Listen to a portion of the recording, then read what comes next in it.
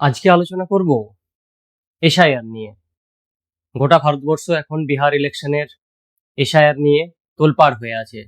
সংসদের প্রতিটা অধিবেশন মুলতবি হয়ে যাচ্ছে বিরোধীদের এসআইআর নিয়ে প্রতিরোধের কারণে। আজকে জেনে নেব এই এসআইআরটা কি এবং এসআইআর এর জন্য আমাদের সাধারণ মানুষকে কি করতে হবে। এসআইআর হলো স্পেশাল ইনসেনটিভ রিভিশন, অর্থাৎ ম্যানুয়ালি বিএলও অর্থাৎ বুথ লেভেল অফিসাররা প্রতিটা বাড়ি বাড়ি গিয়ে যারা ভোটার আছেন তাদের প্রত্যেকের আইডেন্টিটি তো চেক করবেন। আচ্ছা, এই এসআইআর কি এই প্রথমবার হচ্ছে? মোটেও না। এসআইআর স্বাধীনতার পর থেকে 1951, 52, 1957, 1967, এমনকি 1993, 1995, 2002, 2003, 2004 সালেও এসআইআর হয়েছে। আগামী কিছুদিনের মধ্যেই বিহারে বিধানসভা নির্বাচন আছে। সে নির্বাচন প্রাক্কালে এসআইআর শুরু করেছে ইলেকশন কমিশন, এবং তাতে শেষ দিন অবধি ইলেকশন কমিশনের সরকারি রিপোর্ট বলছে বিহার থেকে প্রায় 51 লক্ষ ভোটার বাদ গেছে, অর্থাৎ যা বিহারে টোটাল ভোটারের প্রায় 6.5%। এবার এই এসআইআর কি জন্য দরকার? দেখুন, রাজনৈতিক কারণে আপনি আমি মানি না মানি, কিন্তু আমাদের বাংলা সহ গোটা ভারতবর্ষ জুড়ে প্রচুর অনুপ্রবেশ ঘটে চলেছে, প্রতিনিয়ত ঘটে চলেছে। কাজে আমাদের উচিত, প্রতিটা সাধারণ মানুষের উচিত ইলেকশন কমিশনের এই সহায়তায় পাশে দাঁড়ানো। তবে এর সাথে সাথে আমাদেরকে এটাও লক্ষ্য রাখতে হবে, ইলেকশন কমিশনের এই এসআইআর এর জন্য যেন কোনো সাধারণ মানুষের নাম না বাদ চলে যায়। এই বিষয়ে আমাদের প্রত্যেককেই সরকারকে সহযোগিতা করতে হবে। একজন অনুপ্রবেশকারী যেমন ভারতবর্ষে না থাকতে পারে, এই বিষয়টাও যেমন দেখতে হবে, সেরকম দেখতে হবে একটা সাধারণ মানুষ যে ভারতবর্ষেরই বাসিন্দা অথচ বয়স্ক মানুষ, কোনো তথ্যের কারণে বা কোনো অসুবিধার কারণে তিনি তার তথ্য দিতে পারছেন না, এটাও সরকারকে দেখতে হবে। যেটুকু শোনা যাচ্ছে তাতে করে আগামী আগস্ট মাস থেকেই গোটা দেশ জুড়ে এসআইআর তো শুরু হবে। এসআইআর এর জন্য কি কি করতে হবে? এসআইআর এর কারণে সুপ্রিম কোর্ট জানিয়েছিলেন, রিকোয়েস্ট করেছিলেন ইলেকশন কমিশনকে যে ভোটার কার্ড, আপনাদের যে এক্সিস্টিং ভোটার কার্ড আছে অথবা প্যান কার্ড অথবা আধার কার্ড, এগুলোকে ডকুমেন্টস হিসেবে নিতে, কিন্তু ইলেকশন কমিশন তা সরাসরি বাতিল করে দিয়েছেন। এবং এই পুরো প্রসেসটাই ম্যানুয়ালি হবে। বুথ লেভেল অফিসাররা আপনার বাড়িতে যাবেন, বাড়িতে গিয়ে ম্যানুয়ালি সমস্ত কিছু নথি চেক করবেন। এবং এর জন্য ইলেকশন কমিশন যে 11টি ডকুমেন্টসের কথা বলেছেন, সেই ডকুমেন্টসগুলো আমি এক এক করে বলছি। প্রথম ডকুমেন্টসের কথা বলেছেন পৌরসভা, পঞ্চায়েত অথবা অন্য কোনো সরকারি কর্তৃপক্ষ কর্তৃক বার্থ সার্টিফিকেট। দ্বিতীয় ডকুমেন্টস পাসপোর্ট। তৃতীয় ডকুমেন্টস কোনো বিশ্ববিদ্যালয় বা কোনো স্বীকৃত বোর্ড থেকে উচ্চশিক্ষার সার্টিফিকেট।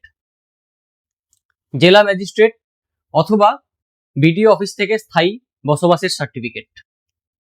বন অধিকার আইনের অধীনে বন অধিকারের সনদপত্র।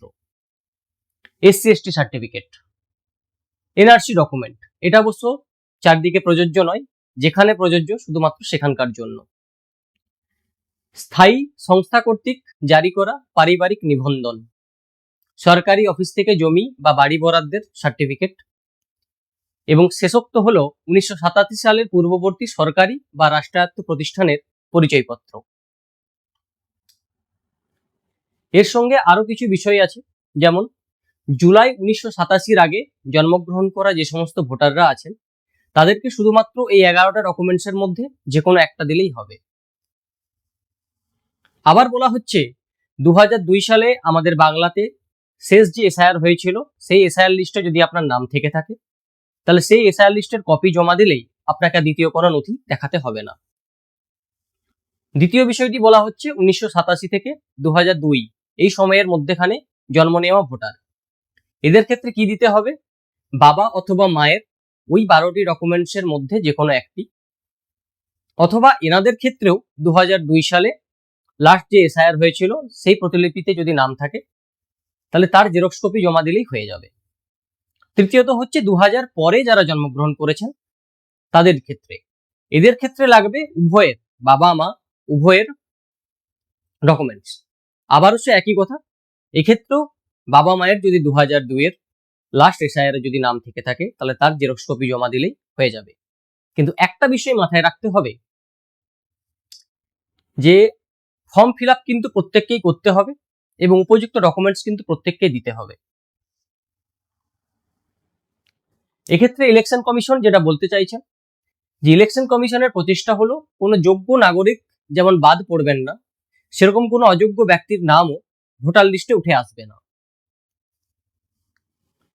কাজেই যে সমস্ত ডকুমেন্টসের কথা আমি বললাম, আপনারা চেষ্টা করুন সেই সমস্ত ডকুমেন্টস নিজের কাছে রাখতে। এবারে বলি যে বাঙালি হেনস্থা চারদিকে চলছে।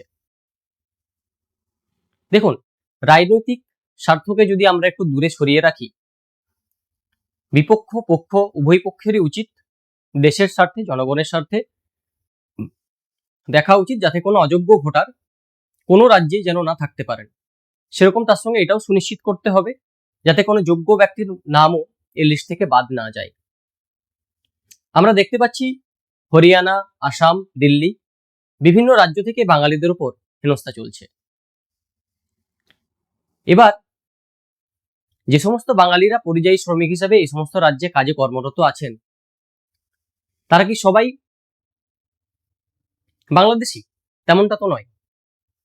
বাংলা কথা বললেই যেমন তারা বাংলাদেশি হয়ে যায় না, আবার এটাও সত্যি কথা তারা বাংলা কথা বলছে মানেই যে তারা বাংলাদেশি নয়, এটাও কিন্তু নয়। কাজে এই উভয়ের মেলবন্ধন ঘটানোর জন্য কেন্দ্র এবং রাজ্য উভয়কেই হাতে হাত মিলিয়ে কাজ করতে হবে। যদি উভয় পক্ষেরই সদিচ্ছা থাকে যে দেশ থেকে অনুপ্রবেশকারীদের হাঁটাতে হবে, তাহলে উভয় পক্ষকে হাতে হাত মিলিয়ে কাজ করতে হবে। আমরা যেমন দেখছি বাঙালি হেনস্থা চলছে, বাচ্চা ছেলেও সেখানে আহত হয়ে হসপিটালে যাচ্ছে। আবার আমরা অন্যদিকে দেখছি আমাদের বাংলাতেই বাংলাদেশের বিএনপি দলের নেতা তিনি ভারতবর্ষের ভোটার কার্ড করিয়ে বাংলাতে ভোটাধিকার তার প্রয়োগ করেছেন, সদ্য নিউজেই দেখা গেছে। কাজে দুটো বিষয়ই সত্যি, কিন্তু আমাদেরকে লক্ষ্য রাখতে হবে যাতে কোনো সঠিক ব্যক্তি এখান থেকে বাদ না পড়ে যায়। আমরা বাঙালিরা বরাবরই একটু আত্মসচেতনতার জন্যই আমাদের উচিত এই এসআইআর এর কাজে আমাদের প্রত্যেককে সহযোগিতা করা, যাতে দেশের ভালো হয়, দশের ভালো হয়।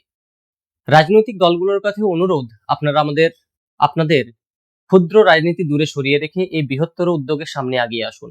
আপনাদের সুনিশ্চিত করুন যাতে কোনো যোগ্য ভোটার বাদ না যায়, কোনো অযোগ্য ভোটার যাতে ভোটার লিস্টে নাম না ওঠে। রাজনীতি হবে, কিন্তু দেশ আগে সুনিশ্চিত করতে হবে যাতে কোনো দেশের বাসিন্দা আহত না হয়। ছোট ছোট বাচ্চা ছেলেদের ওপর আক্রমণ হচ্ছে, এই বিষয়গুলো বন্ধ করতে হবে। বাঙালি হেনস্থা সত্যি করেই বন্ধ করতে হবে এবং সেই সাথে আমাদের বাঙালিদেরকেও এগিয়ে আসতে হবে এই মহৎ উদ্যোগে। এই বিষয়ে আপনাদের কি মতামত জানান কমেন্ট বক্সে। ধন্যবাদ।